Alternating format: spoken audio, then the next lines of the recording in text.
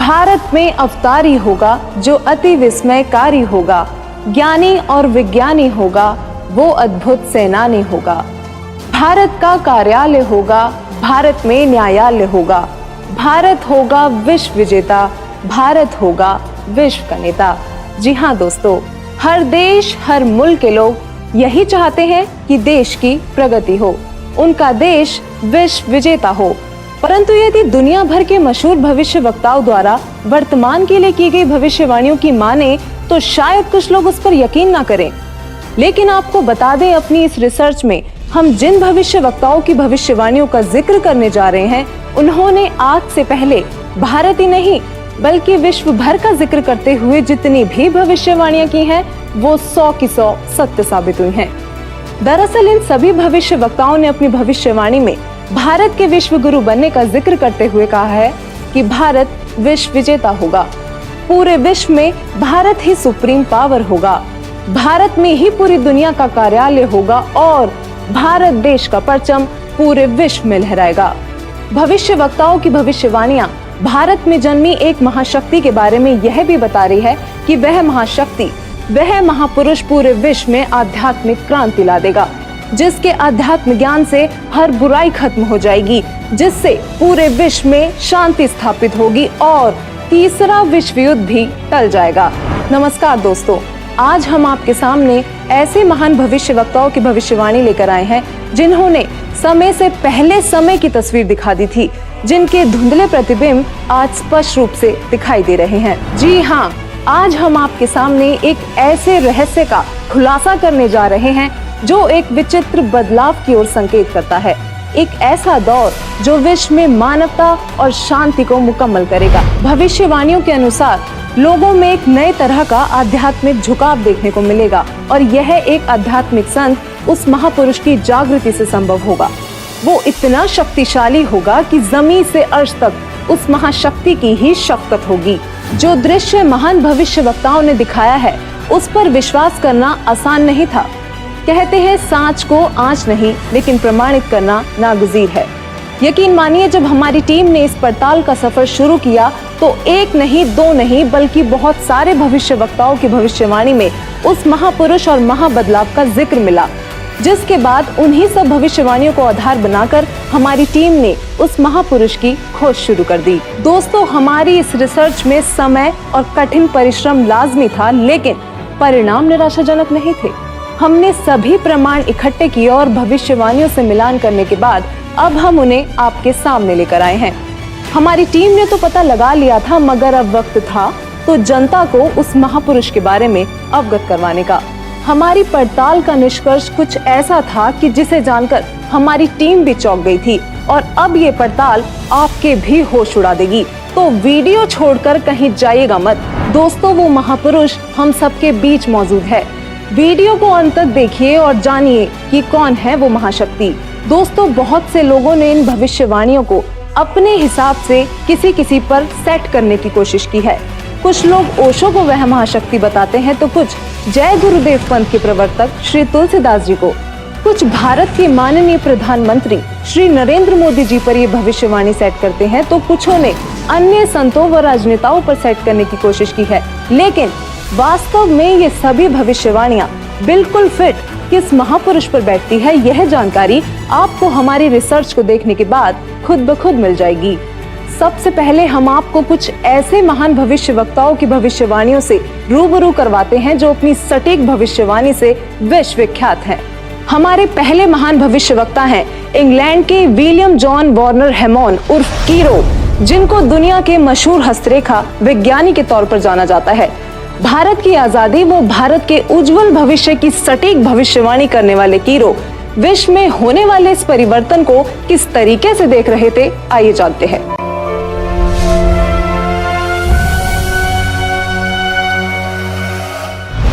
कीरो ने सन 1925 में लिखी पुस्तक में भविष्यवाणी की है 20वीं सदी अर्थात सन 2000 ईस्वी के उत्तरार्ध में जन्मा संत ही विश्व में नई सभ्यता लाएगा जो संपूर्ण विश्व में फैल जाएगी। भारत का वह एक व्यक्ति सारे संसार में ज्ञान की क्रांति ला देगा। इंग्लैंड के भविष्यवक्ता कीरो की भविष्यवाणी से हमें एक संकेत मिला कि जिस महापुरुष पर ये भविष्यवाणियां सेट होनी है उनका जन्म 1950 के बाद का होना चाहिए। तो चलिए अब चलते हैं नॉर्वे के श्री आनंद आचार्य जी की भविष्यवाणी की ओर, जिन्होंने पूरे गर्व के साथ अपनी भविष्यवाणी में भारत का जिक्र किया है।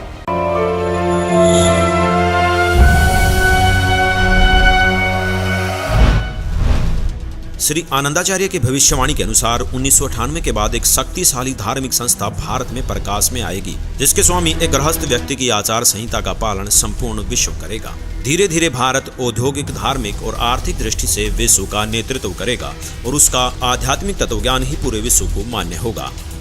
आनंद आचार्य जी की भविष्यवाणी से हमें एक और संकेत मिला कि वो महापुरुष गृहस्थी होगा। दोस्तों, ये कुछ ऐसी भविष्यवाणियां हैं जो शायद आपने कभी सुनी तो होंगी, लेकिन कभी उन पर गौर नहीं किया होगा। अब देखते हैं नवयुग के बारे में भविष्यवाणी करने वाले इजराइल देश के जाने माने भविष्यवक्ता प्रोफेसर हरार जी का क्या कहना है।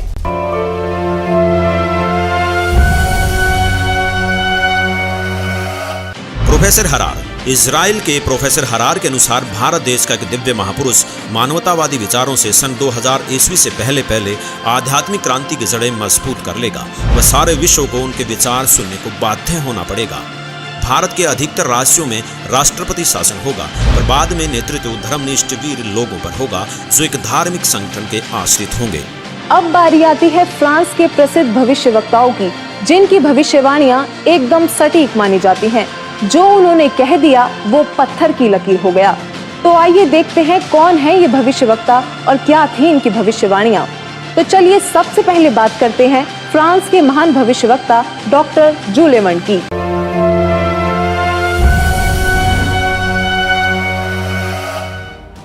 डॉक्टर जूले वर्न के अनुसार भारत से उठी ज्ञान की धार्मिक क्रांति नास्तिकता का नाश करके आंधी तूफान की तरह संपूर्ण विश्व को ढक लेंगी। उस भारतीय महान आध्यात्मिक व्यक्ति के अनुयायी देखते देखते एक संस्था के रूप में आत्म शक्ति से संपूर्ण विश्व पर प्रभाव जमा लेंगे। डॉक्टर जूले वर्न ने भी उस महापुरुष का जिक्र करते हुए भारत का नाम लिया है। इन्होंने स्पष्ट कर दिया कि वो महान शक्ति भारत से ही उजागर होगी और पूरे विश्व पर प्रभाव डालेगी। मैं सीना ठोक कर कहता हूँ, मेरे सायरन को कोई रोक नहीं पाएगा और वह जरूर आएगा। ऐसा कहना था महान भविष्यवक्ता मिशेल दी नॉस्ट्राडामस का, जो आज भी बहुत से लोगों के दिलों में अपनी जगह बनाए हुए हैं, जिनकी भविष्यवाणियों को आज तक कोई भी गलत सिद्ध नहीं कर पाया। उन्होंने जैसा कहा वही होता गया। नॉस्ट्राडामस ने अपनी भविष्यवाणी में होने वाले इस महान परिवर्तन की तफसील से व्याख्या की है। तो आइए देखते हैं क्या कुछ बताया उन्होंने अपनी भविष्यवाणी में।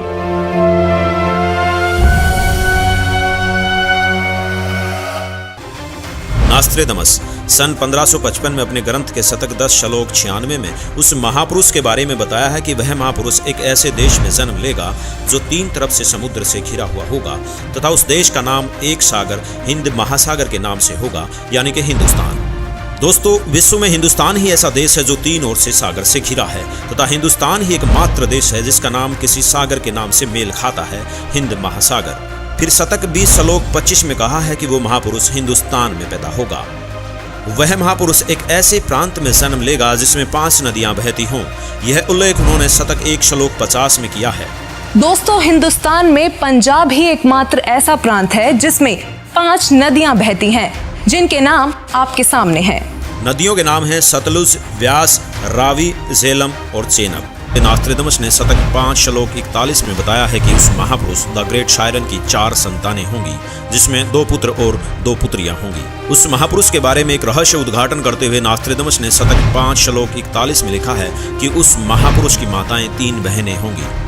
नॉस्ट्राडामस ने शतक 6 श्लोक 70 में लिखा है कि मैं छाती ठोक कर कहता हूँ कि वह महापुरुष ऐसा ज्ञान बताएगा जो आज से पहले किसी ने नहीं सुना होगा। उसके ज्ञान को सुनकर सभी विद्वान कहलाने वाले धर्मगुरुओं को नतमस्तक होना पड़ेगा।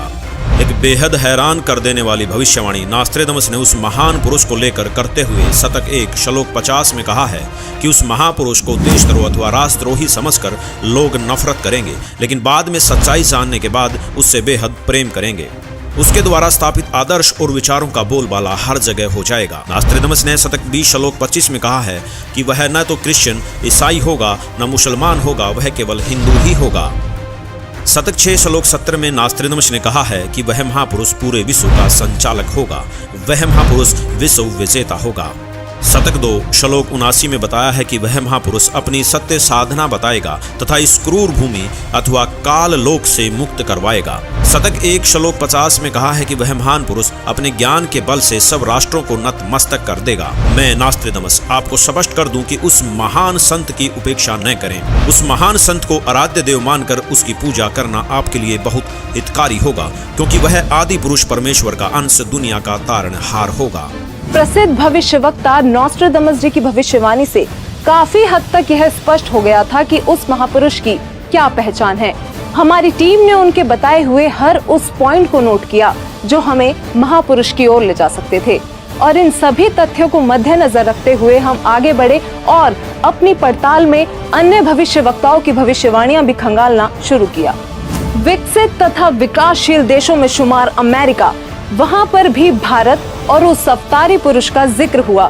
तो चलिए अब रुक करते हैं अमेरिका के भविष्यवक्ताओं की भविष्यवाणियों का, जो इस प्रकार हैं। अमेरिका के न्यू जर्सी शहर की मूर्धन्य भविष्यवक्ता फ्लोरेंस, जो कि अपनी सटीक भविष्यवाणी से विश्व प्रसिद्ध हैं तथा जिनकी भविष्यवाणियों से भारत उम्मीद की किरण नजर आता है। दरअसल इस महिला भविष्यवक्ता ने उस महापुरुष के बारे में ऐसे ऐसे रहस्य खोले हैं जिन्हें सुनकर आप भी अचंभित रह जाएंगी। यह अक्सर उस महापुरुष को ध्यान लगाते समय देखा करती थी। तो आइए जानते हैं उन्होंने उस महापुरुष के बारे में क्या क्या रहस्य खोले हैं।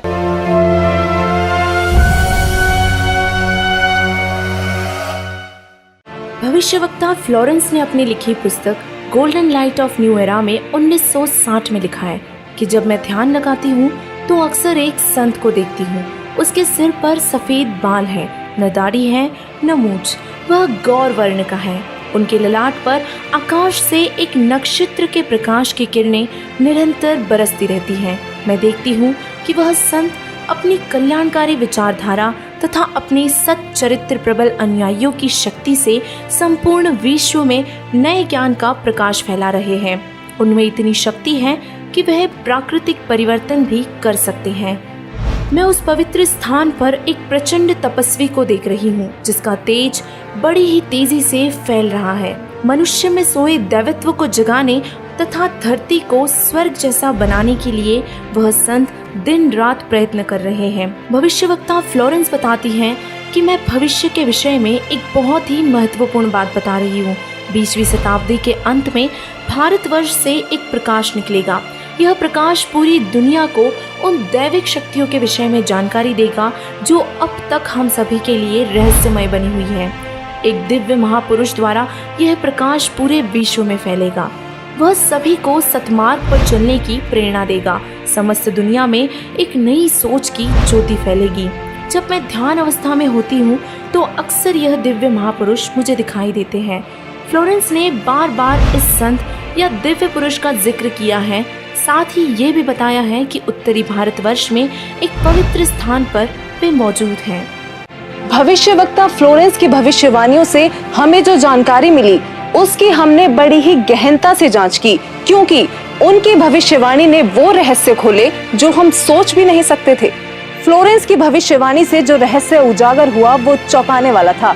इस रहस्य के खुलने से हमारी टीम को आगे बढ़ने में बहुत मदद मिली। तो चलिए अब देखते हैं अमेरिका के ही अन्य भविष्यवक्ता क्या कहते हैं। अब हम बात करने जा रहे हैं भारत के पहले प्रधानमंत्री पंडित जवाहरलाल नेहरू जी के निधन तथा नेहरू जी के उत्तराधिकारी चुने जाने की सटीक भविष्यवाणी करने वाली अमेरिका की महान भविष्यवक्ता श्रीमती जीन डिक्सन की।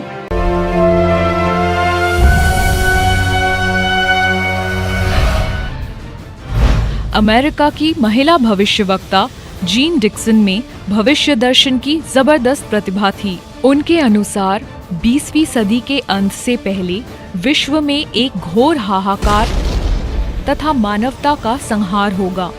वैचारिक युद्ध के बाद आध्यात्मिकता पर आधारित एक नई सभ्यता संभवतः भारत के ग्रामीण परिवार के व्यक्ति के नेतृत्व में जमेगी और संसार से युद्ध को सदा सदा के लिए विदा कर देगी। जीन डिक्सन की भविष्यवाणी से हमें एक और संकेत मिला कि वो महापुरुष ग्रामीण परिवार से होगा जिसके अभिनेतृत्व में भारत भौतिक, आध्यात्मिक तथा राजनीतिक दृष्टि में तीव्रता से प्रगति करेगा। दोस्तों, अब हम उस महापुरुष के बेहद करीब थे, तो चलिए आगे बात करते हैं तीसरे विश्व युद्ध की भविष्यवाणी करने वाले अमेरिका के ही महान भविष्यवक्ता एंडरसन की, जिनकी भविष्यवाणियों ने रेखा अंकित प्रतिबिंब को प्रत्यक्ष कर दिया। आइए देखते हैं।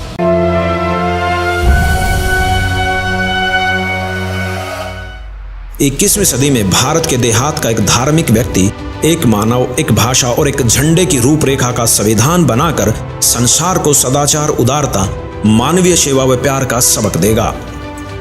एंडरसन जी की भविष्यवाणी भी 21वीं सदी की ओर संकेत कर रही थी, जिस दौरान वो महापुरुष एक भाषा, एक मानव तथा एक झंडे की रूपरेखा रखेगा। इतने संकेत मिलने के बावजूद भी हमने अन्य भविष्यवक्ताओं की भविष्यवाणियां देखना जारी रखा और अब हमारे सामने आती है हंगरी की महान भविष्यवक्ता बोरिस्का की भविष्यवाणी।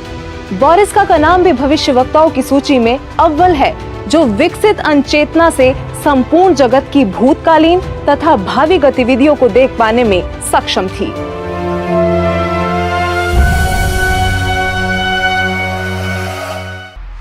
हंगरी की ज्योतिषी बोरिस्का के अनुसार इस आध्यात्मिक व्यक्ति के बड़ी संख्या में छोटे छोटे लोग ही अनुयायी बनकर भौतिकवाद को आध्यात्मिकता से बदल देंगे। मैं जानती हूँ कि जरूर इस वक्त आपके जहन में बहुत सारे सवाल आ रहे होंगे, लेकिन फिर भी बस एक बार धैर्य पूर्वक इस पूरी पड़ताल को देखते रहिए। यकीनन आपके सारे सवालों के जवाब आपको खुद ब खुद मिल जाएंगे। तो आइए आगे बढ़ते हैं और बात करते हैं महान भविष्यवक्ता वेजलेटिन की, जिनकी भविष्यवाणियां अक्सर अविश्वसनीय तथ्यों की उद्घोषणा करती हैं और जब वह पूर्ण सिद्ध होती हैं तो लोग विस्मित रह जाते हैं।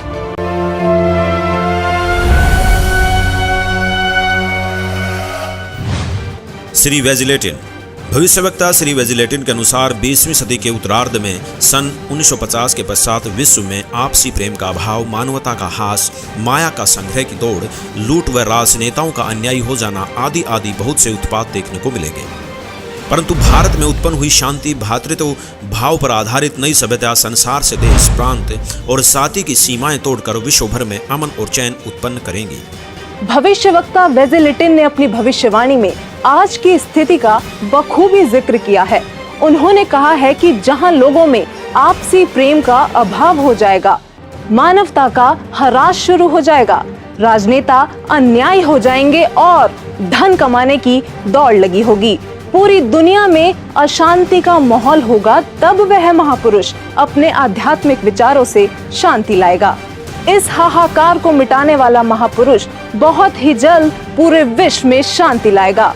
दोस्तों, भविष्यवाणियों की पड़ताल का ये सफर हमारे लिए किसी चक्रव्यूह से कम नहीं था, लेकिन हमें यकीन था कि कहीं ना कहीं ये सफर हमें हमारी मंजिल तक जरूर पहुंचा देगा और ऐसा ही हुआ।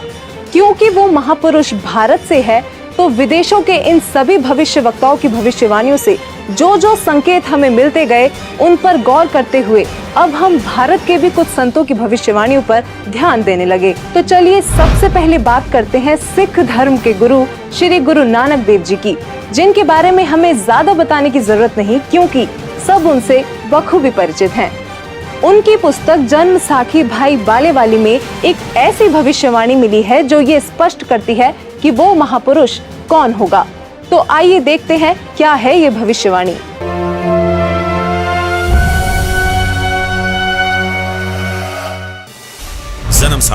जन्म साखी भाई बालेवाली, जिसके प्रकाशक हैं भाई सवाहर सिंह एंड कंपनी, पुस्तक वाले बाजार, माई सेवा, अमृतसर, पंजाब। हिंदी भाषा वाली। पेज नंबर 305 पर भक्त प्रहलाद की भविष्यवाणी लिखी है कि नानक जी के सचखंड साने के सैकड़ों वर्ष पश्चात पंजाब की धरती पर 60 वर्ण में वह संत जन्म लेगा जो कबीर जी तथा नानक जी जैसा महान होगा। उसका प्रचार क्षेत्र बरवाला शहर होगा। दोस्तों, जन्म साखी भाई बालेवाली में लिखी भविष्यवाणी से ये स्पष्ट हो गया कि वो संत जाट वर्ण का होगा और उसका प्रचार क्षेत्र बरवाला होगा। आरिफ का चेहरा प्रत्यक्ष दिखाई दे रहा था। हम करीब थे उस महापुरुष के जो रिवायतें बदलने में सक्षम थे। अब देखना यह था कि जाट जाति का संत कौन है और किसका प्रचार क्षेत्र बरवाला है। इसके साथ ही हमें अपनी अगली भविष्यवाणी में उस संत के जन्म का पता लगा। भारत के प्रसिद्ध संत श्री तुलसीदास जी जय गुरुदेव पंथ वाले, जिनका आश्रम मथुरा में स्थित है, उन्होंने उस महापुरुष को लेकर भविष्यवाणी ही नहीं बल्कि वर्तमान वाणी भी बोली है। जी हाँ, बिल्कुल सही सुना आपने। संत तुलसीदास जी ने वर्तमान वाणी भी कही थी, क्योंकि वो उस महापुरुष की उपस्थिति को बखूबी महसूस कर पा रहे थे और उन्होंने अपनी वर्तमान वाणी से लोगों को उस महापुरुष के बारे में बताना चाहा कि वो संत जन्म ले चुका है।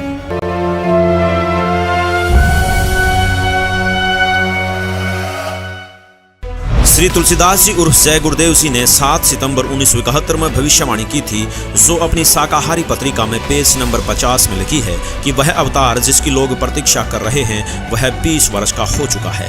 यदि उसका पता बता दूं तो लोग उसके पीछे पड़ जाएंगे। अभी ऊपर से बताने का आदेश नहीं हो रहा है। मैं समय का इंतजार कर रहा हूँ। सभी महापुरुषों ने समय का इंतजार किया है और समय आने पर सबको सब कुछ मालूम हो जाएगा।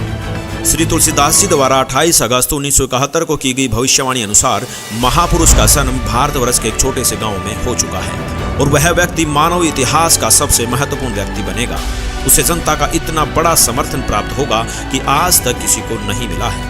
वह महापुरुष नए सिरे से विधान को बनाएगा और वह विश्व के संपूर्ण देशों पर लागू होगा। उसका एक झंडा होगा, उसकी एक भाषा होगी। शाकाहारी पत्रिका का उपरोक्त वर्णन पुस्तक जय गुरुदेव की अमृतवाणी भाग 2 के 50 तथा 59 पर लिखा है, जिसकी लेखिका हैं दिव्या शर्मा तथा मुद्रक हैं अर्जेंट प्रिंटिंग प्रेस, पुराना बस स्टैंड, मथुरा।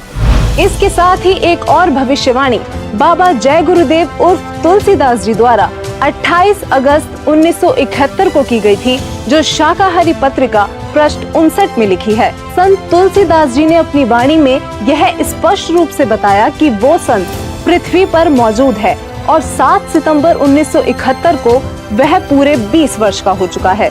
राजस्थान के भविष्यवक्ता बाबा रामदेव को कौन नहीं जानता, इन्होंने तो कमाल ही कर दिखाया है।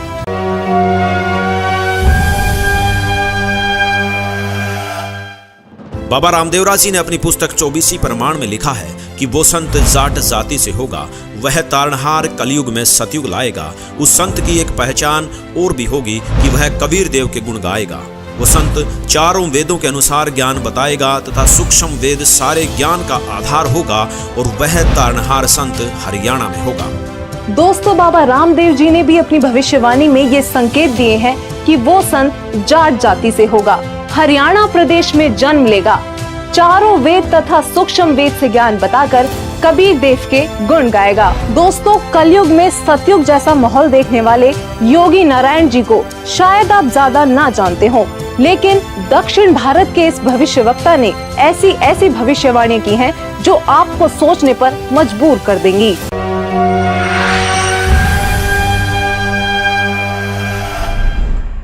दक्षिण भारत के कर्नाटक के योगी नारायण जी ने अपनी पुस्तक काल ज्ञान में उस महापुरुष के साथ साथ उनके द्वारा लाए जाने वाले राम राज्य का भी जिक्र किया है। योगी नारायण जी की भविष्यवाणी कहती है कि वह दैविक शक्ति वाला महापुरुष पूरे विश्व को एक करके पूरे साम्राज्य पर राज करेगा, सबका प्रभु बनेगा। वह महापुरुष उत्तरी भारत से हो सकता है, ऐसा संकेत दिया है। उस महापुरुष का शासन धर्मयुक्त होने के कारण वर्षा अच्छी होगी, फसल भी अच्छी आएगी। जनता आने वाले समय में ज्यादा पैसों के पीछे ना पड़कर और अपने समय को बर्बाद ना करके तत्वचिंतन, आत्म कल्याण व लोक कल्याण के कार्य में मगन रहेंगे। वो सदियों से ठीक ना होने वाली बीमारी को प्रारब्ध के पाप का फल बोलते हैं, लेकिन उसके द्वारा दिए गए तारक मंत्र से उनके साम्राज्य में आपको प्रारब्ध कर्म के पाप का फल नहीं भोगना होगा और किसी भी प्रकार के असाध्य रोग ठीक हो जाएंगे। वाणी नंबर 22 पेज नंबर 225। उसके आदेश से शराब, तंबाकू, गांजा और भी जितने नशीले पदार्थ हैं उनको खाना पीना तो दूर, हाथ लगाने को भी निषेध होगा। प्रजा में ऊंच नीच का कोई भी प्रश्न नहीं रहेगा। सभी आपस में प्यार से मिलजुल कर रहा करेंगे। कौम, जाति, धर्म के नाम पर झगड़ा कराने वाले स्वार्थी नहीं रहेंगे। वाणी नंबर 23 पेज नंबर 229। इससे पहले बताई गई भविष्यवाणी में लोक प्रभु बनने वाला वो महापुरुष ब्रह्म विद्या धुरंधर गुरु होगा, अध्यात्म का पूर्ण जानकार होगा, पर ब्रह्म को बड़े साहस पूर्वक ढंग से बताएगा कि पूर्ण परमात्मा ही पूजा के योग्य है, पूर्ण ब्रह्म की ही पूजा करनी चाहिए। वाणी नंबर 24 पेज नंबर 235-236। वह महापुरुष अपने अनुयायियों को रेचक कुंभक यानी श्वास के जरिए अजप अजाप मंत्र देकर भक्ति साधना कराएगा। इससे मन संयमित रहेगा, इंद्रियों पर विजय प्राप्त होगी, मनोलय यानी मन में शांति होगी, अष्टसिद्धि तत्व ज्ञान युक्त होकर जीव मोक्ष की ओर बढ़ेगा। दर्शकों, सभी भविष्य वक्ताओं की भविष्यवाणियों की पड़ताल करने के बाद अब हमारे पास बहुत सारे तथ्य एकत्रित चुके थे, जिनको हमने एक साथ रखकर देखा तो एक पहेली जैसे सुलझ सी गई हो। अब हमारे सामने एक ऐसा डेटा था जिसके आधार पर हमने सभी संतों पर भविष्यवाणियां सेट करनी शुरू कर दी, चाहे वो ओशो हो या राधा स्वामी पंथ के प्रवर्तक श्री गुरविंदर सिंह जी, सतपाल जी महाराज हो या फिर बाल योगेश्वर आदि। दोस्तों, हमारी इस फेरियस्त में हर वो संत और महापुरुष मौजूद थे जिनका नाम अक्सर आपके जहन में आता होगा। आध्यात्मिक संत या महापुरुष ही नहीं, बल्कि हमने प्रधानमंत्री नरेंद्र मोदी जी जैसे राजनेताओं पर भी भविष्यवाणी को सेट करके देखा, लेकिन एक एक करके सभी संतों व राजनेताओं की छटनी होती चली गई और अंत में हमारे सामने थे एक ऐसे संत, एक ऐसे महापुरुष जिनके बारे में हमने सोचा तक नहीं था। केवल एक यही संत ऐसे थे जिन पर सारी की सारी भविष्यवाणियां खरी उतर रही थी। दोस्तों, अब हम आप सभी दर्शकों से अनुरोध करते हैं कि दिल थाम कर बैठिए और तैयार हो जाइए उस महापुरुष को देखने के लिए, क्योंकि अब हम पेश करने जा रहे हैं उस महापुरुष की तस्वीर। दोस्तों, वो संत कोई और नहीं बल्कि पूरी दुनिया में सब संत महंत गुरु आचार्यों शंकराचार्यों से हटकर सर्वधर्म ग्रंथों के आधार पर सद्भक्ति प्रदान करने वाले अद्वितीय महापुरुष जगत गुरु तत्वदर्शी संत रामपाल जी महाराज हैं।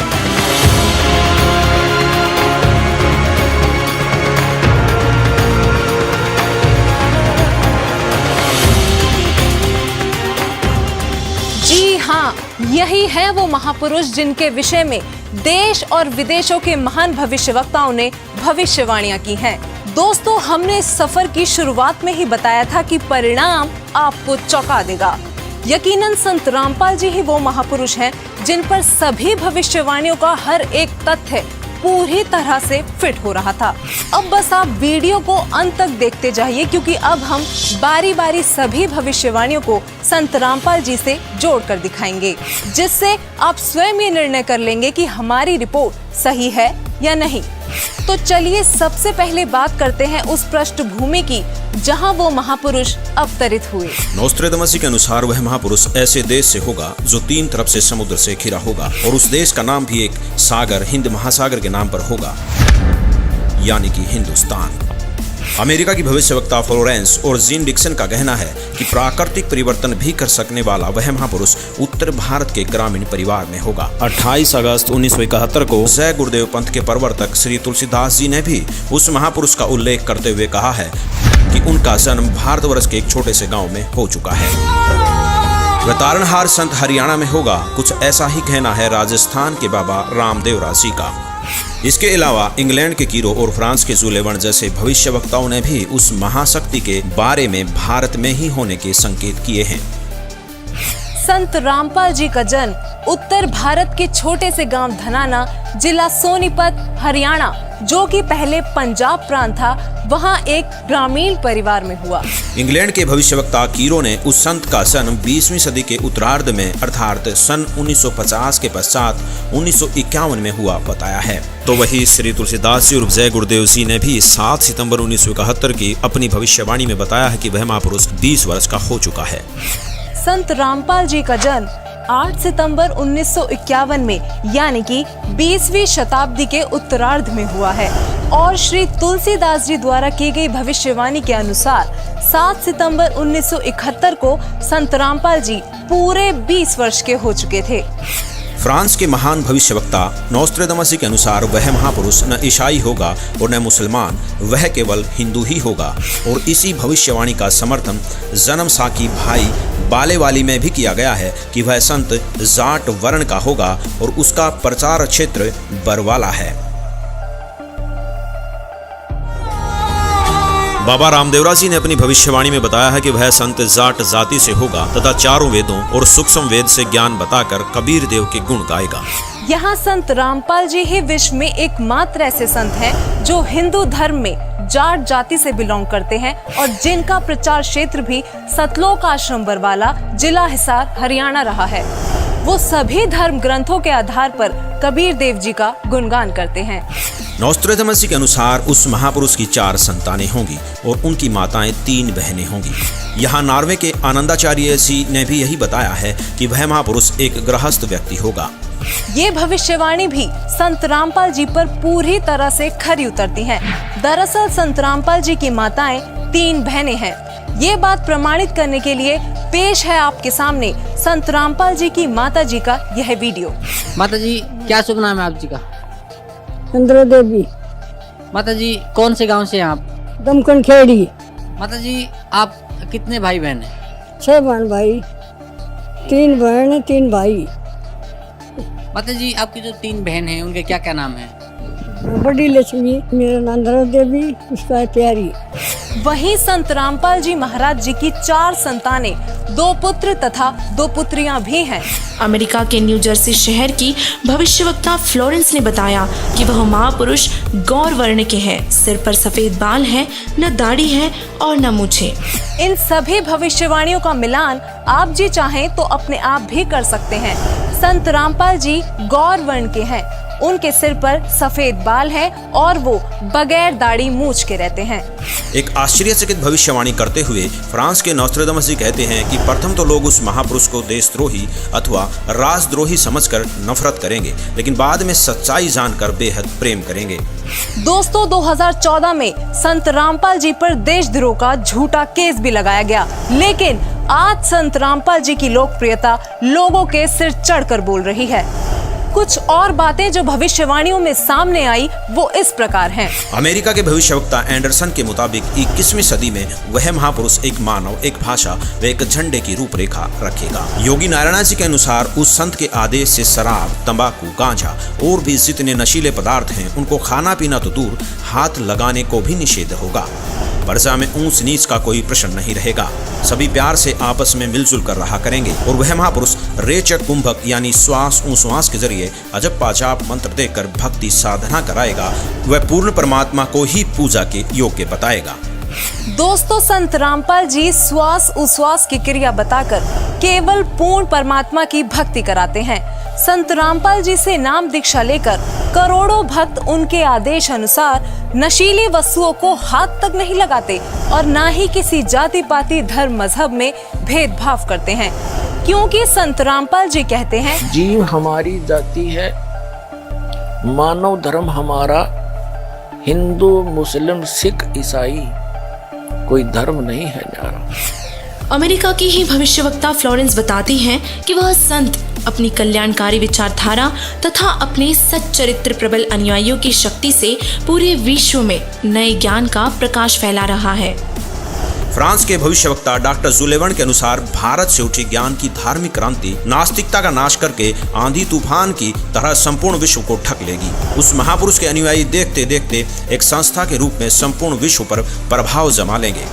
फ्रांस के ही भविष्यवक्ता नॉस्ट्रेडमस जी ने शतक 6 श्लोक 70 में लिखा है, मैं छाती ठोकर कहता हूँ कि वह महापुरुष ऐसा ज्ञान बताएगा जो आज से पहले किसी ने नहीं सुना होगा। उसके ज्ञान को सुनकर सभी विद्वान कहलाने वाले धर्मगुरुओं को नतमस्तक होना पड़ेगा। अब इन सारी भविष्यवाणियों से तो हमारी सुई केवल संत रामपाल जी पर आकर ही टिक गई। कारण था उनके अनुयायी। दोस्तों, संत रामपाल जी के अनुयायियों ने अपने गुरुदेव जी द्वारा बताए जा रहे ज्ञान को जन जन तक पहुंचाने के लिए व्हाट्सएप, फेसबुक, ट्विटर आदि सोशल मीडिया के हर एक प्लेटफॉर्म से लेकर इंटरनेशनल टीवी चैनलों और बुक्स आदि के माध्यम से पूरे विश्व में तहलका मचा रखा है। संत रामपाल जी ने अद्वितीय ज्ञान बताया है, जिसके आधार पर संत रामपाल जी की काफी धर्म गुरुओं, संतों, महंतों, आचार्यों, शंकराचार्यों के साथ आध्यात्मिक ज्ञान चर्चा हुई है, जिनको देखने के बाद हमें लगा कि भविष्यवाणियों के अनुसार केवल संत रामपाल जी ही वो संत हैं जिनके ज्ञान को सुनकर सभी विद्वान कहलाने वाले धर्म गुरुओं को एक ना एक दिन नतमस्तक होना ही पड़ेगा। ये सभी संत रामपाल जी के साथ हुई ज्ञान चर्चा में हारते प्रतीत हुए। तो आखिरकार ये अनसुलझी पहेलियां इतने सरल तरीके से सुलझ गईं कि संदेह की कोई गुंजाइश ही नहीं बची। वीडियो में कही गई एक एक बात सत्य है। यकीनन संत रामपाल जी ही वो महापुरुष हैं जो धरती को स्वर्ग बनाने के लिए दिन रात प्रयत्न कर रहे हैं।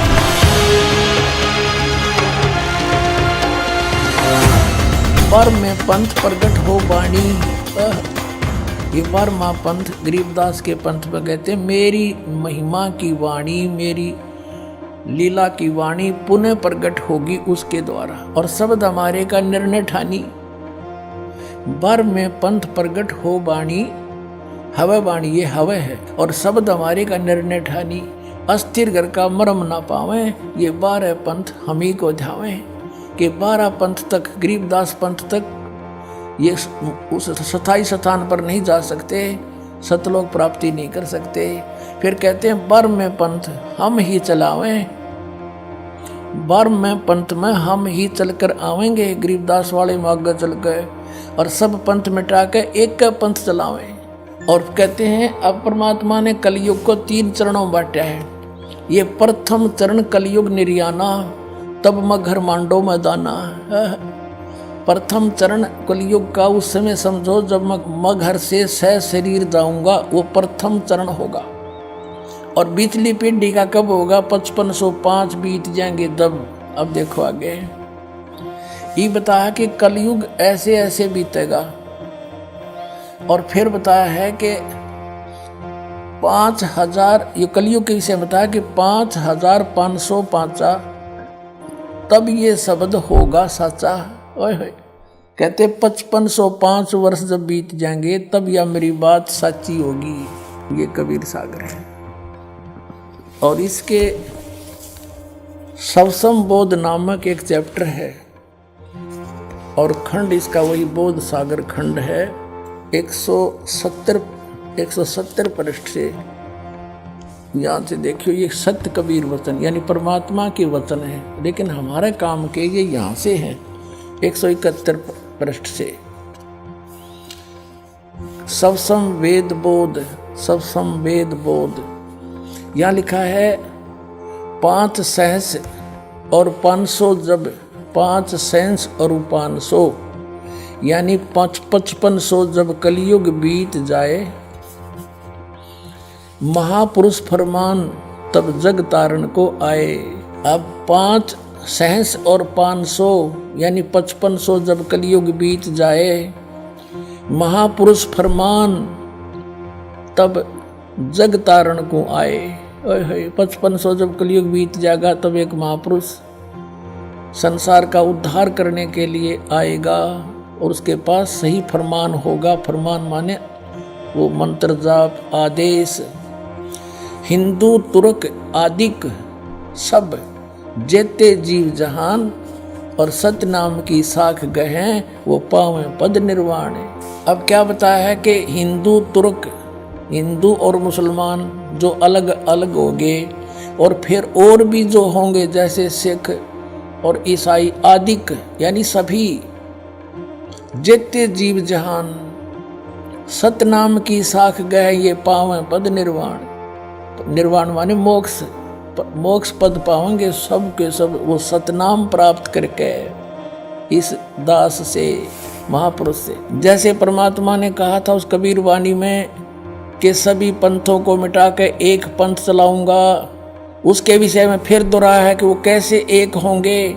यथा सरित गण आप ही मिले सिंधु में धाये, सत सुकृत के मध्य में सभी पंथ समाये। क्या बताया कि जैसे सरित गण यानी नदियों का, नदियां, सरित गण माने नारी नारी नदी, और आप ही उस समुद्र में जाकर वेग धाय माने शीघ्रता से मिल जाती हैं फटाफट। ऐसे उस सत सुकृत यानी उस सच्चे पंथ के मध्य जो हम चलाएंगे, उसमें तिमी माने उसमें सब ऐसे ही समाये जैसे सरिता दरिया अपने आप समुद्र में सपीडते में जाकर मिल जाती, एक हो जाते हैं। ऐसे सत सुकृत के मध्य सब पंथ समाये, सब एक हो जाएंगे। अब क्या बताते हैं परमात्मा धर्मदास, जो मैंने ये सवसम वेद में जो लिख दिया, जो वचन बोले हैं, ये जब लग पूर्ण होए नहीं ठीके को तिथिवार।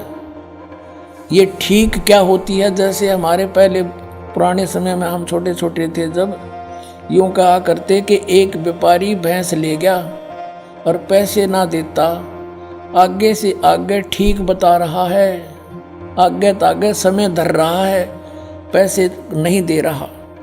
तो इस प्रकार यहाँ वो बताया है कि यो मैंने जो ठीक दर रखी है ना, ठीक वो निर्धारित समय कर रखा है कि धर्मदास जब तक वो समय नहीं आएगा ना, तब तक तो ये मेरी बात ये सब संवेद में लिखी हुई निराधार महसूस होंगी जो कपटी लोगों को। लेकिन जब वो समय ठीक का आ जाएगा ना, जब देखिए ढूंढा पाटेगा। अब देखो, अब हम फिर आगे कि जब लग पूर्ण होए नहीं ठीक को तिथिवार, और कपट चातुरी तब लो यो सब संवेद निर्धार। कहते हैं तब तक तो मेरे द्वारा ये बात कही गई सब संवेद वाली, ये गुप्त ज्ञान, सब संवेद माने गुप्त ज्ञान, जो पहले भी अब भी कहा है।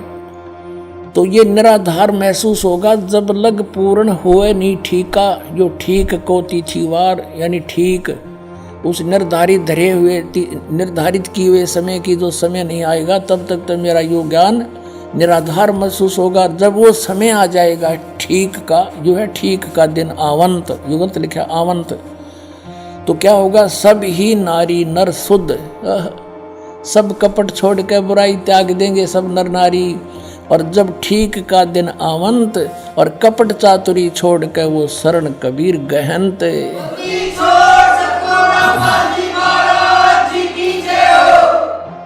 पूरे विश्व में लिखा परमात्मा ने कि सब एक हो जाएंगे। क्या लिखा है कि एक अनेक हव गए और पुनः अनेक हो एक, हंस चले सतलोक को सब सत नाम की टेक। एक से हम अनेक बना दिए काल ने, हिंदू न्यारे, मुसलमान अलग, सिख न्यारे, ईसाई अलग से और नरे धर्म बना दिए और ये मजहब पंथ गणे बना दिए। कहते हैं जैसे हम एक से अनेक हो गए और पुनः फिर हम अनेक से एक होवांगे, पुनः अनेक हो एक, और हंस चले सतलोक को सब सत नाम की टेक। ओए होए के सभी सतलोक में चले जाएंगे सतनाम प्राप्ति करके। इस दास से, इससे पहले राधा स्वामी पंथालय ने सतनाम का कह ख का भी पता कोई ना, ये काल के दूत थे इसलिए छुपा कर रखी भगवान ने, उनको सतनाम का नहीं पता यू खान का है पीण का।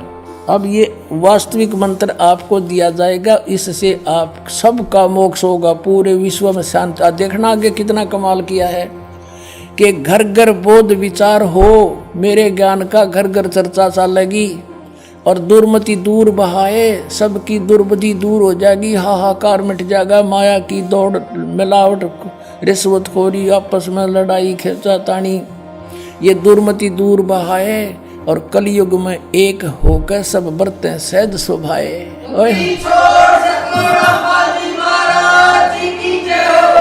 तो 2000 सन में 5508 वर्ष कलयुग बीत गया। अब हम पीछे चले 5505 निकालने के लिए। 1997 में 5505 कलयुग बीता, 1999 में 5507 हो गया और 1998 में 6 हो गया, 1997 में 5505 वर्ष कलयुग बीत गया। और उस समय इस दास को 1997 में 10 बजे इस शुक्ल फागुन की उतरते की एकम के दिन 1997 में दास को परमात्मा पुनः मिले थे। उसमें आदेश दे दिया था कि अब समय आ गया है इस सतनाम की को उजागर कर देने का, बेटा कर दे। और मुझसे कहा था कभी किसी को जिक्र ना करना कि मेरे मिलन का समय आने पर बता। लेकिन दास ने लिख दिया था एक पुस्तक में, अभी दिखाते हैं आपको, बहुत पहले। ये पुस्तक है आध्यात्मिक ज्ञान गंगा, ये सन 2009 से चल रही है। और 2005 में दास ने एक पुस्तक लिखी थी भक्ति और भगवान, उसमें भी लिख दिया था। अब देखना ये आध्यात्मिक ज्ञान गंगा, ये यहाँ अपने इस दास के द्वारा इसका सब सदग्रंथों के आधार से, इसके आधार से ये बनाई है। अब इसके पृष्ठ नंबर 538 पे ये है आध्यात्मिक ज्ञान गंगा और यथार्थ कबीर पंथ परिचय नामक विषय है। 538 पर यहाँ देखा, मुझ दास रामपाल दास को परमेश्वर कबीर साहिब जी संवत 2053 फाल्गुन मास शुक्ल पक्ष एकम मार्च 1997 को दिन के 10 बजे मिले थे। सार शब्द की वास्तविकता तथा संगत को दान करने का सही समय संकेत देकर अंतर्ध्यान हो गए थे और इसको अगले आदेश तक रहस्य युक्त रखने का आदेश दिया था। किसको? कि मैं मिला।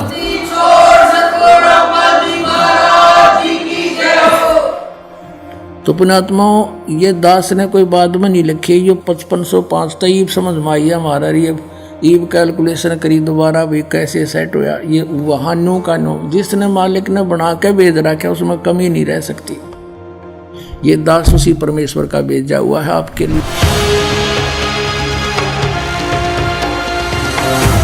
तो क्या संत रामपाल जी महाराज की शरण में आने के बाद आपको कोई लाभ हुए?